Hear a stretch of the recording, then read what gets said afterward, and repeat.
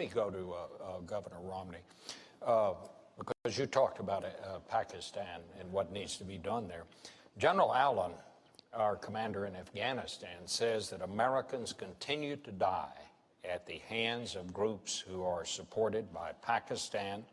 We know that Pakistan has arrested the doctor who helped us catch Obama's bin Laden. It still provides safe haven for terrorists, yet we continue to give Pakistan billions of dollars. Is it time for us to divorce Pakistan? No, it's not time to divorce a nation on Earth that has 100 nuclear weapons and is on the way to double that at some point. A nation that has serious threats from terrorist groups within its nation. As I indicated before, the Taliban, the Haqqani network. It's a nation that's not like others, and it does not have a civilian leadership that is calling the shots there. You've got the ISI, their intelligence organization, is probably the most powerful of three branches there. Then you have the military, and then you have the civilian government. This is a nation which, if it falls apart, if it becomes a failed state, there are nuclear weapons there. And you've got terrorists there who could grab their hands onto those nuclear weapons. This is an important part of the world for us. Pakistan is technically an ally, and they're not acting very much like an ally right now. But we have some work to do, and I don't blame the administration for the fact that the relationship with Pakistan is strained. We had to go into Pakistan. We had to go in there to get Osama bin Laden. That was the right thing to do. And that upset them, but there was obviously a great deal of anger even before that. But we're going to have to work with the people in Pakistan to try and help them move to a more responsible course than the one that they're on. And it's important for them. It's important for the nuclear weapons. It's important for the success of Afghanistan, because inside Pakistan you have a large group of Pashtuns that are Taliban. They're going to come rushing back in to Afghanistan when we go. And that's one of the reasons the Afghan security forces have so much work to do to be able to fight against that. But it's important for us to recognize that we can't just walk away from Pakistan. But we do need to make sure that as we send support for them, that this is tied to them making progress on matters that would lead them to becoming a civil society. Let me ask you, Governor, because we know President Obama's position on this. What is your position on the use of drones? Well, I believe that we should use any and all means necessary to take out people who pose a threat to us and our friends around the world. And it's widely reported that drones are being used in drone strikes, and I support that entirely and feel the president was right to up the usage of that technology and believe that we should continue to use it to continue to go after the people who represent a threat to this nation and to our friends. Let me also note that, as I said earlier, we're going to have to do more than just going after leaders and killing bad guys. Important as that is, we're also going to have a far more effective and comprehensive strategy to help move the world away from terror and Islamic extremism. We haven't done that yet. We talk a lot about these things, but you look at the record. You look at the record of the last 4 years and say, is Iran closer to a bomb? Yes. Is the Middle East in tumult? Yes. Is al-Qaeda on the run, on its heels? No. Are Israel and the Palestinians closer to reaching a peace agreement? No, they haven't had talks in 2 years. We have not seen the progress we need to have, and I'm convinced that with strong leadership and an effort to build a strategy based upon helping these nations reject extremism, we can see the kind of peace and prosperity the world demands. Well, keep in mind, our strategy wasn't just going after bin Laden. We've created partnerships throughout the region to deal with extremism. In Somalia, in Yemen, in Pakistan. And what we've also done is engage these governments in the kind of reforms that are actually going to make a difference in people's lives day to day. To make sure that their governments aren't corrupt. To make sure that they are treating women with the kind of respect and dignity that every nation that succeeds has shown. And to make sure that they've got a free market system that works. So across the board, we are engaging them in building capacity in these countries, and we have stood on the side of democracy. One thing I think Americans should be proud of, when Tunisians began to protest, this nation, me, my administration, stood with them earlier than just about any other country. In Egypt, we stood on the side of democracy. In Libya, we stood on the side of the people. And as a consequence, there is no doubt that attitudes about Americans have changed. But there are always going to be elements in these countries that potentially threaten the United States. And we want to shrink those groups and those networks, and we can do that. But we're always also going to have to maintain vigilance when it comes to terrorist activities. The truth, though, is that al-Qaeda is much weaker than it was when I came into office, and they don't have the same capacities to attack the U.S. homeland and our allies as they did 4 years ago. Let's go to the next segment, because it's a very important one. It is the rise of China and future challenges for America. I want to just begin this by asking both of you, and Mr. President, you go first this time. What do you believe is the greatest future threat to the national security of this country? Well, I think it will continue to be terrorist networks. We have to remain vigilant, as I just said. But with respect to China, China's both an adversary, but also a potential partner in the international community if it's following the rules. So my attitude coming into office was that we are going to insist that China plays by the same rules as everybody else. And I know Americans had seen jobs being shipped overseas, businesses and workers not getting a level playing field when it came to trade. And that's the reason why I set up a trade task force to go after cheaters when it came to international trade. That's the reason why we have brought more cases against China for violating trade rules than the previous administration had done in 2 terms. And we've won just about every case that we filed that has been decided. In fact, just recently, steel workers in Ohio and throughout the Midwest, Pennsylvania, are in a position now to sell steel to China because we won that case. We had a tire case in which they were flooding us with cheap domestic tires or cheap Chinese tires. And we put a stop to it. And as a consequence, saved jobs throughout America. I have to say that Governor Romney criticized me for being too tough in that tire case. Said this wouldn't be good for American workers and that it would be protectionist. But I tell you, those workers don't feel that way. They feel as if they had finally an administration who was going to take this issue seriously. Over the long term, in order for us to compete with China, we've also got to make sure, though, that we're taking care of business here at home. If we don't have the best education system in the world, if we don't continue to put money into research and technology that will allow us to create great businesses here in the United States, that's how we lose the competition. And unfortunately, Governor Romney's budget and his proposals would not allow us to make those investments. All right. Governor. Well, first of all, it's not government that makes business successful. It's not government investments that make businesses grow and hire people. Let me also note that the greatest threat that the world faces, the greatest national security threat, is a nuclear Iran. Let's talk about China. China has an interest that's very much like ours in one respect, and that is they want a stable world. They don't want war. They don't want to see protectionism. They don't want to see the world break out into various forms of chaos, because they have to manufacture goods and put people to work. They have about 20 million people coming out of the farms every year, coming into the cities, needing jobs. So they want the economy to work and the world to be free and open. And so we can be a partner with China. We don't have to be an adversary in any way, shape, or form. We can work with them. We can collaborate with them if they're willing to be responsible. Now, they look at us and say, is it a good idea to be with America? How strong are we going to be? How strong is our economy? They look at the fact that we owe them $1 trillion and owe other people $16 trillion in total, including them. They look at our decision to cut back on our military capabilities. $1 trillion. The Secretary of Defense called these $1 trillion of cuts to our military devastating. It's not my term. It's the President's own Secretary of Defense called them devastating. They look at America's commitments around the world, and they see what's happening, and they say, well, okay, is America going to be strong? And the answer is yes. If I'm president, America will be very strong. We'll also make sure that we have trade relations with China that work for us.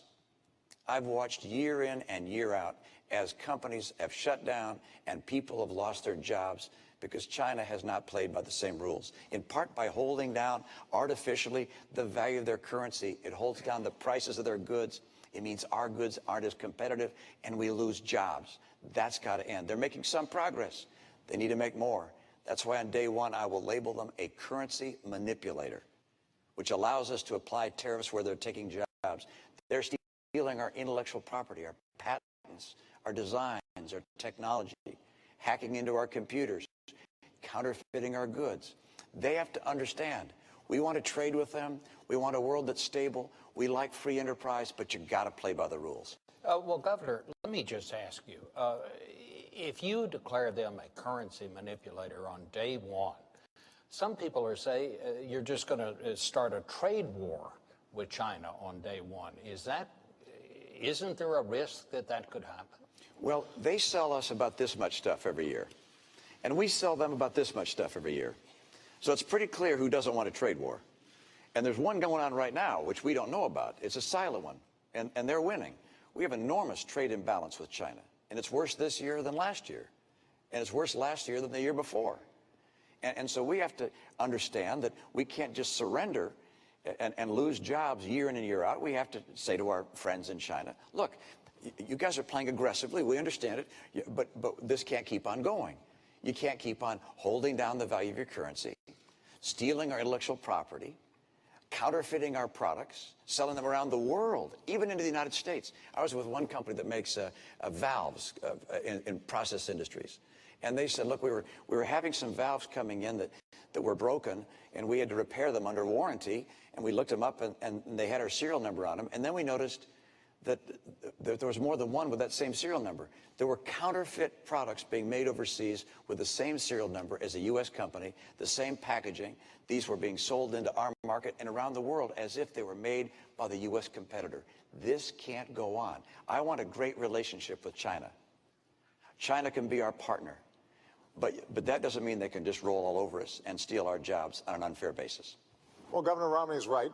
You are familiar with jobs being shipped overseas because you invested in companies that were shipping jobs overseas. And, you're right. I mean, you're right. I mean, that's how our free market works. But I've made a different bet on American workers. If we had taken your advice, Governor Romney, about our auto industry, we'd be buying cars from China instead of selling cars to China. If we take your advice with respect to how we change our tax code so that companies that earn profits overseas don't pay U.S. taxes compared to companies here that are paying taxes, that's estimated to create 800,000 jobs. The problem is they won't be here. They'll be in places like China. And if we're not making investments in education and basic research, which is not something that the private sector is doing at a sufficient pace right now and has never done, then we will lose the lead in things like clean energy technology. Now, with respect to what we've done with China already, U.S. exports have doubled since I came into office to China. And actually, currencies are at their most advantageous point for U.S. exporters since 1993. We absolutely have to make more progress, and that's why we're going to keep on pressing. And when it comes to our military and Chinese security, part of the reason that we were able to pivot to the Asia-Pacific region after having ended the war in Iraq and transitioning out of Afghanistan is precisely because this is going to be a massive growth area in the future. And we believe China can be a partner, but we're also sending a very clear signal that America is a Pacific power, that we are going to have a presence there. We are working with countries in the region to make sure, for example, that ships can pass through, that commerce continues. And we're organizing trade relations with countries other than China so that China starts feeling more pressure about meeting basic international standards. That's the kind of leadership we've shown in the region. That's the kind of leadership that we'll continue to show. I just want to take one of those points. Again, attacking me is not talking about an agenda for getting more trade and opening up more jobs in this country. But the president mentioned the auto industry and that somehow I would be in favor of jobs being elsewhere. Nothing could be further from the truth. I'm a son of Detroit. I was born in Detroit. My dad was head of a car company. I like American cars. And I would do nothing to hurt the U.S. auto industry. My plan to get the industry on its feet when it was in real trouble was not to start writing checks. It was President Bush that wrote the first checks. I disagree with that. I said these companies need to go through a managed bankruptcy, and in that process they can get government help and government guarantees, but they need to go through bankruptcy to get rid of excess cost and the debt burden that they'd built up. And fortunately, Governor Romney, the that's president not took what you said. Fortunately, you can take a look at the op-ed. Governor Romney, you did not look at the op-ed. You did not say that you would provide governor help. I said that we would provide guarantees, and that was what was able to allow these companies to go through bankruptcy, to come out of bankruptcy.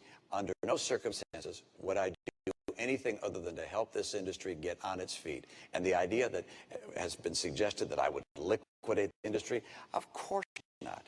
Of course not. Let's check the record. That's the height of silliness. I have let's never check- said let's check the record. I would liquidate the industry. Governor, I want to keep the people of industry Detroit going don't and forget. thriving. And that's why I have the kind of commitment to make sure that our industries in this country can compete and be successful.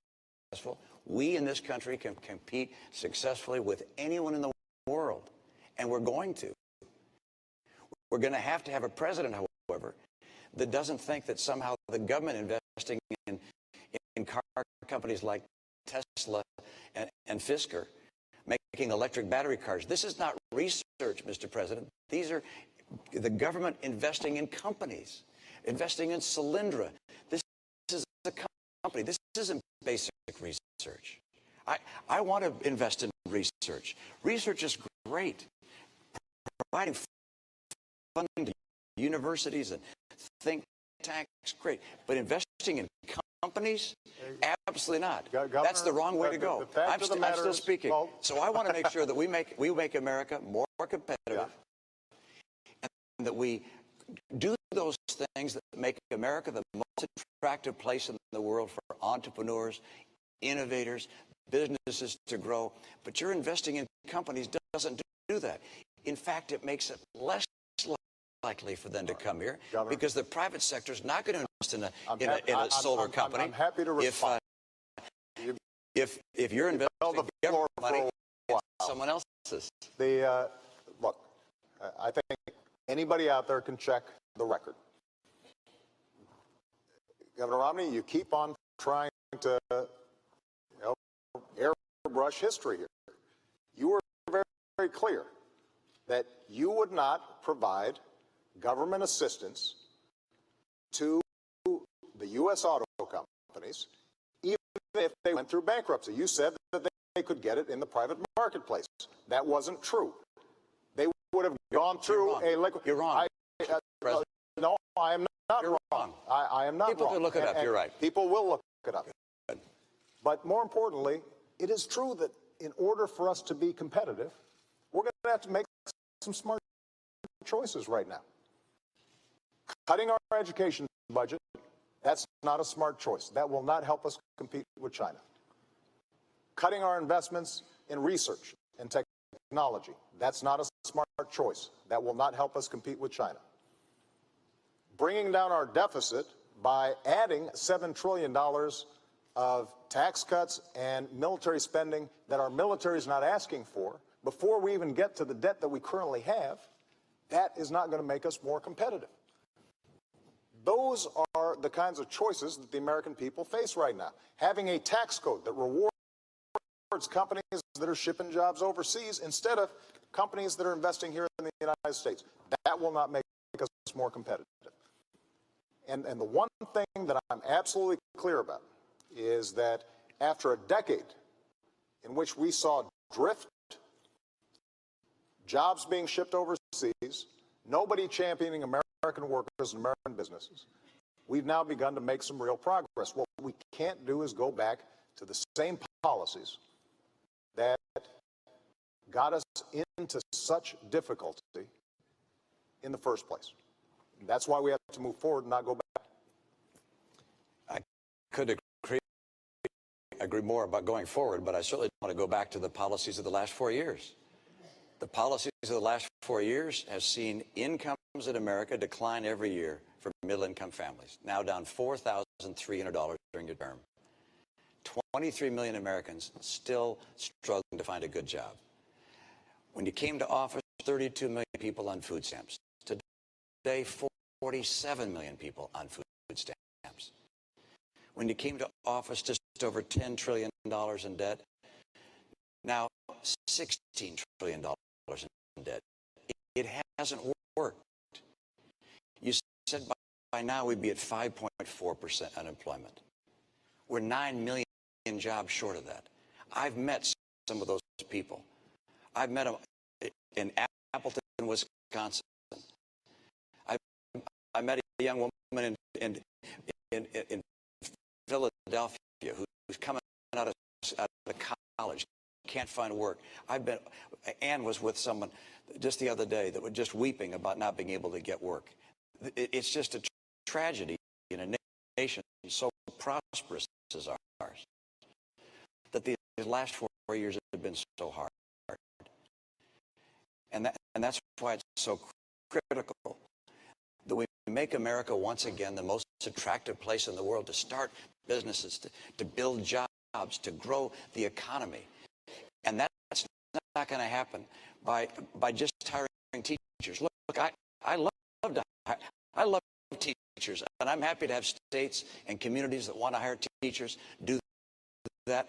By the way, I don't like to have the federal government start pushing its way deeper and deeper into our schools. Let the states and localities do that. I was a governor.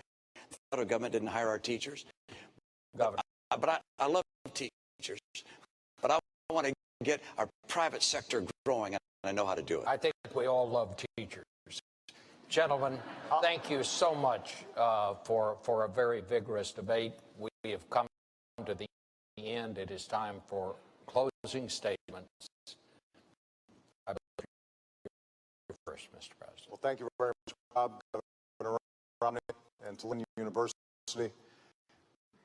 You've now heard 3 debates, months of campaigning, and way too many TV commercials. And now you've got a choice. Over the last 4 years, we've made real progress digging our way out of policies that gave us 2 prolonged wars, record deficits, and the worst economic crisis since the Great Depression. Governor Romney wants to take us back to those policies. Foreign policy that's wrong and reckless, economic policies that won't create jobs, won't reduce our deficit, but will make sure that folks at the very top don't have to play by the same rules that you do. And I've got a different vision for America. I want to build our strengths. And I put forward a plan to make sure that we're bringing manufacturing jobs back to our shores by rewarding companies and small businesses that are investing here, not overseas. I want to make sure we've got the best education system in the world, and we're retaining our workers for the jobs of tomorrow. I want to control our own energy by developing oil and natural gas, but also the energy sources of the future.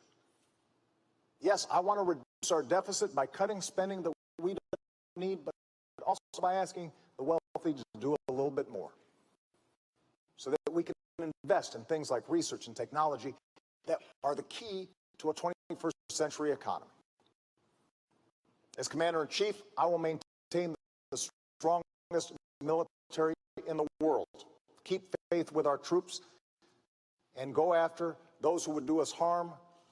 But after a decade of war, I think we all recognize we got to do some nation building here at home, rebuilding our roads, our bridges, and especially caring for our veterans who sacrificed so much for our freedom. You know, we've been through tough times, but we always bounce back because of our character, because we pull together. And if I have the privilege of being your president for another 4 years, I promise you I will always listen to your voices. I will fight for your families. And I will work every single day to make sure that America continues to be the greatest nation on earth. Thank you. Governor. Thank you, Bob, Mr. President, folks at Lynn University. Good to be with you. I'm optimistic about the future. I'm excited about our prospects as a nation. I want to see peace. I want to see growing peace in this country. It's our objective. We have an opportunity to have real leadership.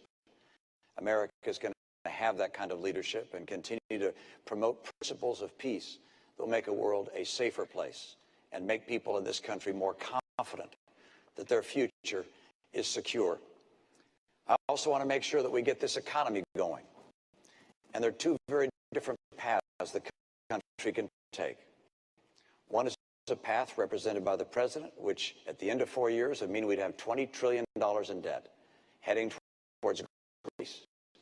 I'll get us on track to a balanced budget. The president's path will mean continuing declining in take-home pay.